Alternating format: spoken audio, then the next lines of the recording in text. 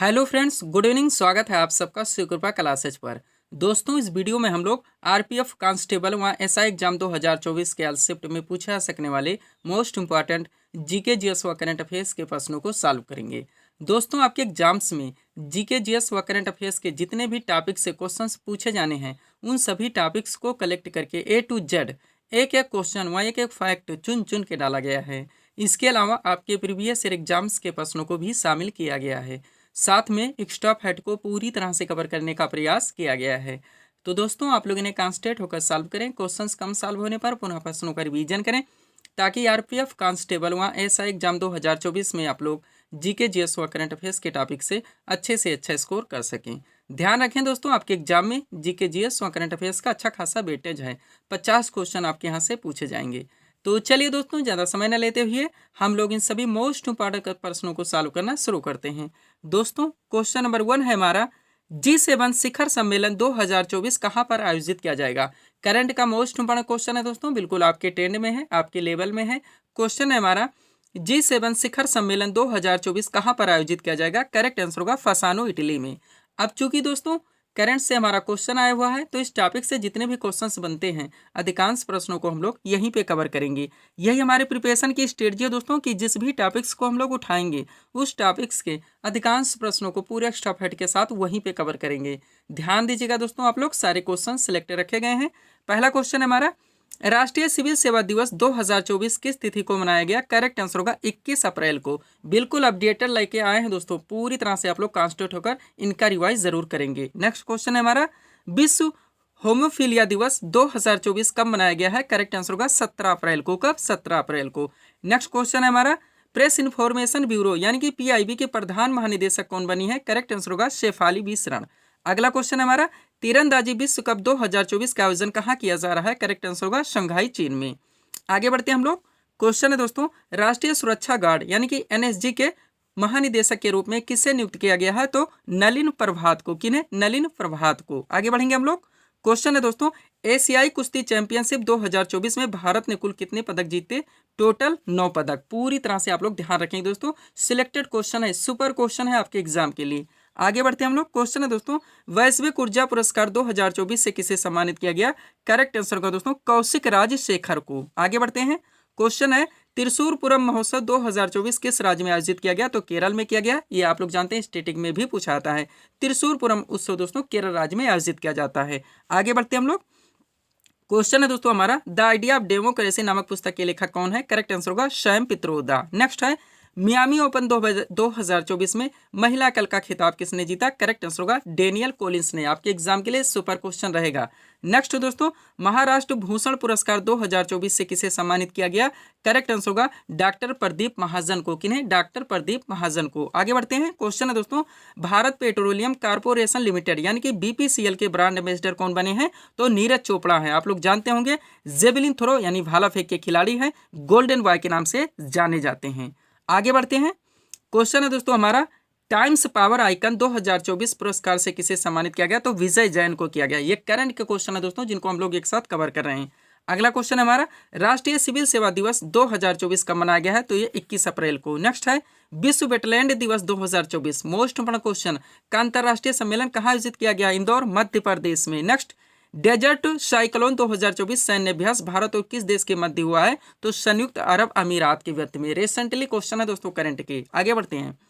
Question है हमारा, Paris Olympic 2024 में भारत के ध्वजवाहक कौन बने हैं। तो शरद कमल हैं। नेक्स्ट, ऑस्ट्रेलियन ओपन 2024 में पुरुष एकल का खिताब किसने जीता है। जनिक सिनर ने, जो कि इटली से आते हैं। नेक्स्ट, यूनाइटेड कप 2024 की विजेता टीम कौन सी है। जर्मनी है। वह किस राज्य की सिमलीपाल काई चटनी को जीआई टैग प्रदान किया गया है। तो ओडिशा का प्रोडक्ट है। कहाँ का? ओडिशा का। ये करंट के क्वेश्चन थे दोस्तों, जिनको हम लोगों ने एक साथ कवर किए हैं। आगे बढ़ते हैं दोस्तों, हम लोग थोड़ा सा पीडीएफ के बारे में बात करेंगे, पुनः हम लोग नेक्स्ट क्वेश्चन की ओर चलेंगे। ध्यान देंगे आप लोग, 4 पीडीएफ यहाँ पे हमारा लगा हुआ है। सबसे पहले दोस्तों हम लोग आरपीएफ कांस्टेबल एसआई एग्जाम 2024 के बारे में बात करेंगे, जिसका हम लोग यहाँ पे प्रिपरेशन भी कर रहे हैं। दोस्तों इसमें जो आपका पाठ्यक्रम है आपका पूरा जीके यानी कि हिस्ट्री, पॉलिटी, ज्योग्राफी, इकोनॉमिक्स, आपका पूरा विविध का चैप्टर जो कि आपके एग्जाम में पूरी तरह से ट्रेंड में रहता है। इसके अलावा आपका जीएस यानी कि जनरल साइंस व करंट अफेयर्स, इन सब के पूरे पाठ्यक्रम को टोटल 25 पीडीएफ में अच्छी तरह से कंप्लीट किया गया है, जिसकी पेड फीस 100 रुपीज़ रखी गई। व्हाट्सअप नंबर आप लोगों के सामने है। यहाँ पे दोस्तों आप लोग वैकेंसी से संबंधित या पीडीएफ से संबंधित डायरेक्टली कॉल करके जानकारी भी ले सकते हैं, और इसी पे दोस्तों आपको पेमेंट भी करने होते हैं, और इसी व्हाट्सअप नंबर पर आपको दोस्तों पीडीएफ भी दिया जाता है। नेक्स्ट पीडीएफ हमारा बिहार एसएससी और बिहार पुलिस कांस्टेबल का कंबाइन लगा हुआ है, जो कि अभ्यर्थियों को दिया जा रहा है। टोटल 25 पीडीएफ इसमें भी आपके आएंगे। नेक्स्ट हमारा दोस्तों यूपी पुलिस कांस्टेबल एग्जाम 2024 का लगा हुआ है। इसमें आपका पाठ्यक्रम आप लोग जानते हैं पूरी तरह से, आपका पूरा जीके हो जाएगा, पूरा विविध जीएस हो जाएगा, करंट अफेयर्स हो जाएगा, इसके अलावा सामान्य हिंदी, यूपी स्पेशल में स्टैटिक व करंट, इन सब के पूरे पाठ्यक्रम को टोटल 40 पीडीएफ में कंप्लीट किया गया है, जिसकी पेड फीस भी 100 रुपीज़ रखी गई है। लास्ट पीडीएफ हमारा एसएससी सीपीओ एग्जाम 2024 का लगा है, जो कि हम दोस्तों अभ्यर्थियों को दे रहे हैं। ये दोस्तों पीडीएफ आप लोग जानते हैं एसएससी के द्वारा जितने एग्जाम कंडक्ट करवाए जाते हैं, चाहे वो सीजीएल हो, सीएचएसएल हो, एमटीएस या फिर जीडी, इन सब के पाठ्यक्रम को भी पूरी तरह से कवर कर रहा है। एक बात कहना चाहेंगे दोस्तों, जितने लोग पीडीएफ ले चुके हैं या ले रहे हैं, आप लोग दोस्तों थोड़ा सा इन्वेस्ट जरूर करें, इनका प्रिंट आउट निकलवाएं, अच्छी खासी एक सीट बनवाएं, अंडरलाइन लगा के स्टडी करें, पुनः एक बार रिवाइज जरूर करें। अगर आप इतना कर लेते हैं, कम से कम समय में बिना इधर उधर भटके आप लोगों की प्रिपरेशन अच्छे खासे ढंग से क्लियर हो जाती है। चलते हम लोग अगले क्वेश्चन की ओर। अगला क्वेश्चन आपका क्या है दोस्तों, माओरी जनजाति का निवास क्षेत्र किस देश में है? करेक्ट आंसर होगा न्यूजीलैंड में। फेवरेट क्वेश्चन है आपका, एवरग्रीन टॉपिक से आया हुआ है। तो हम लोग क्या करेंगे दोस्तों, इस टॉपिक से रिलेटेड यानी जनजातियों से रिलेटेड जो लोकेशन से संबंधित क्वेश्चन डायरेक्टली आपके एग्जाम में पूछे जाते हैं, पूरी तरह इस सीट में दोस्तों कवर कर लिए गए हैं। अगर इस सीट को आप लोग पूरी तरह से रिवाइज रखते हैं तो यहाँ से इस टॉपिक से रिलेटेड जो भी क्वेश्चन आपके एग्जाम में पूछे जाएंगे, ना आपके मिस होंगे और ना ही आपके गलत होंगे। पूरी तरह सारे टॉपिक से दोस्तों आपके पाठ्यक्रम में लगे हुए हैं, आप लोग जानते हैं। तो चलिए शुरू करते हैं हम लोग। सब कुछ आपके पीडीएफ में अच्छी तरह से मेंशन कर दिया गया है। क्वेश्चन रखा गया है, माओरी जनजाति का निवास क्षेत्र किस देश में है? करेक्ट आंसर होगा न्यूजीलैंड में। अब एक तरफ जनजातियों के नाम है, दूसरी तरफ संबंधित क्षेत्र या देश के नाम दिए गए हैं। शुरू करते हैं हम लोग। पहला दोस्तों एस्किमो, बार बार पूछा था, एस्किमो जनजाति कहाँ पे निवास करते हैं, किस क्षेत्र में निवास करते हैं, किस देश में निवास करती है? तो ग्रीनलैंड एवं कनाडा में पाई जाती है। कहाँ पे? ग्रीनलैंड एवं कनाडा में। नेक्स्ट है दोस्तों हमारी किर्गिज जनजाति, जिसका निवास क्षेत्र दोस्तों मध्य एशिया है। क्या है? मध्य एशिया है। नेक्स्ट बोरो जनजाति की बात की जाए, इसका दोस्तों निवास क्षेत्र ब्राजील है। अमेजन बेसिन के जो क्षेत्र आते हैं वहाँ पर दोस्तों बोरो जनजाति निवास करती है। पिग्मी, ये भी आपके एग्जाम में बार बार पूछा था, जो कि कांगो बेसिन क्षेत्र में निवास करती है। आगे बढ़ेंगे हम लोग। अगला हमारा माओरी है दोस्तों, जो कि हमारा क्वेश्चन था, इसका निवास क्षेत्र क्या है? न्यूजीलैंड। नेक्स्ट जुलू, जुलू जनजाति की बात की जाए तो नेटाल प्रांत दक्षिण अफ्रीका क्षेत्र में ये दोस्तों जनजाति पाए जाते हैं। शेमांग जनजाति की बात की जाए दोस्तों तो मलेशिया, थाईलैंड में पाए जाते हैं। बुशमैन जनजाति फेवरेट क्वेश्चन है आपके वनडे एग्जाम का, कालाहारी मत्स्योत्थल में पाए जाते हैं, जो कि बोत्सवाना में है। यूकाधिर, खासकर बोत्सवाना में। यूकाधिर जनजाति की बात की जाए तो साइबेरिया में निवास करते हैं। रेड इंडियन, मोस्ट इंपॉर्टेंट, उत्तरी अमेरिका में दोस्तों। वह बद्दू जनजाति की बात की जाए तो अरब में पाए जाते हैं। पूरी तरह से आप लोग अपडेट रखेंगे। चलते हम लोग अगले क्वेश्चन की ओर।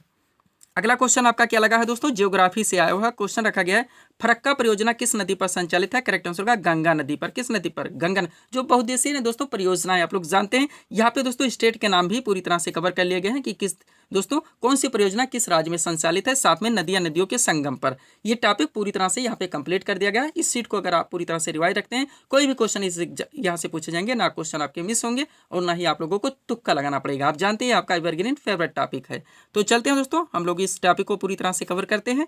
क्वेश्चन है हमारा, फरक्का परियोजना किस नदी पर संचालित है? करेक्ट आंसर होगा गंगा नदी पर। अभी एक तरफ बहुउद्देशीय परियोजनाओं के नाम, फिर उनके राज्य के नाम कि कहाँ पे संचालित है और किस नदी या नदियों के संगम पर संचालित है। शुरू करते हैं हम लोग। पहला दोस्तों भीमा परियोजना, भीमा परियोजना किस राज्य में संचालित है? महाराष्ट्र में। ये पवना एवं कृष्णा नदी पर है। नेक्स्ट हीराकुड जल विद्युत परियोजना, आप लोग बार बार नाम सुने होंगे, जो कि ओडिशा राज्य में दोस्तों ये योजना संचालित है। नदी की बात की जाए तो महानदी पर स्थित है। किस नदी पर? महानदी पर। आगे बढ़ते हम लोग। सरदार सरोवर परियोजना मोस्ट इंपोर्टेंट गुजरात राज्य में है, नर्मदा नदी पर। पूरी तरह से आप लोग अपडेट रखेंगे। इंदिरा गांधी नहर परियोजना, ये भी बार बार पूछा था, राजस्थान राज्य में है, सतलज और ब्यास के संगम पर स्थित है। पूरी तरह से आप लोग अपडेट रखेंगे। चलते हम लोग अगले क्वेश्चन की ओर, अगले पॉइंट की ओर। अगला पॉइंट क्या है दोस्तों हमारा, फरक्का परियोजना, जो हमारा क्वेश्चन था, पश्चिम बंगाल में योजना संचालित है गंगा नदी पर। नेक्स्ट दामोदर नदी घाटी परियोजना, झारखंड राज्य में संचालित है दामोदर नदी पर। इडुक्की परियोजना की बात की जाए तो केरल राज्य में संचालित है पेरियार नदी पर। भाखड़ा नांगल बांध परियोजना मोस्ट इंपोर्टेंट, पंजाब राज्य में दोस्तों संचालित है सतलज नदी पर। सोन परियोजना की बात की जाए तो ये आपका बिहार राज्य में संचालित है सोन नदी पर। सब कुछ आपका पूरी तरह से कवर कर लेगा पीडीएफ में, हमारे द्वारा आपको 100% दिया जा रहा है। जरूरत है दोस्तों आप लोगों को अच्छे खासे ढंग से प्रिपरेशन करने की। नेक्स्ट काकरापारा परियोजना की बात की जाए गुजरात के सूरत में संचालित है ताप्ती नदी पर। आगे बढ़ते हैं। गांधी सागर परियोजना आपका मध्य प्रदेश में संचालित है चंबल नदी पर। राणा प्रताप सागर योजना की बात की जाए तो राजस्थान में संचालित है चंबल नदी पर। पूरी तरह से आप लोग प्रिपेयर रखेंगे, कैसे भी करें, कोई ट्रिक लगाएं, बार बार रट्टा मारें, कुछ भी करें, क्वेश्चंस को आप लोगों को याद रखने होंगे। नेक्स्ट, माता टीला बांध परियोजना की बात की जाए तो उत्तर प्रदेश और मध्य प्रदेश दोनों क्षेत्र में पड़ जाता है, बेतवा नदी पर संचालित है। टिहरी बांध परियोजना उत्तराखंड में दोस्तों भागीरथी और भीलांगना नदी के संगम पर। नागार्जुन सागर परियोजना की बात की जाए आंध्र प्रदेश में संचालित है कृष्णा नदी पर। तुंगभद्रा परियोजना आपकी दोस्तों आंध्र प्रदेश एवं कर्नाटक में है, तुंगभद्रा नदी पर।